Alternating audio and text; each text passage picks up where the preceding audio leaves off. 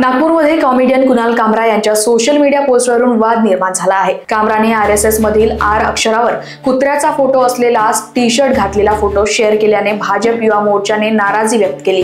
या पोस्टमधून एका संस्थेचा जाणून बुजून अपमान झाल्याचा आरोप करत भाजप युवोने गणेशपेठ पोलीस स्टेशनमध्ये कामरा विरोधात तक्रार दाखल केली आहे। कुणाल कामराने एक खोट्या प्रसिद्धीसाठी आपण सगळ्यांना विचारतोय, गायक कुणाल कामरा आहे, त्यांनी एका खोट्या प्रसिद्धीसाठी RSS असलेली टी-शर्ट घातली आणि त्यावर कुत्र्यांचं लघवी करताना सिम्बॉल त्यांनी त्या टी-शर्टवर त्या सिम्बॉलची ते टी-शर्ट त्यांनी घातलेली आहे।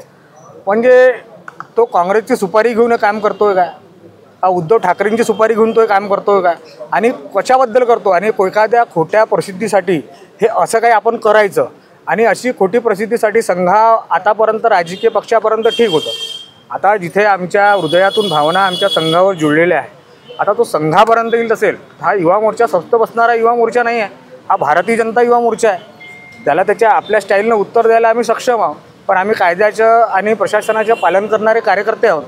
म्हणून आम्ही आधी पोलीस कारवाई नाही, त्याच्यावर कारवाई करण्यात यावी असं निवेदन आम्ही करण्यात आलेलो आहे, आणि आम्हाला आश्वासन मिळालं की याच्यावर नागपूरमध्ये याच्यावर 100% FIR करण्यात येईल, याला अटकही करण्यात येईल।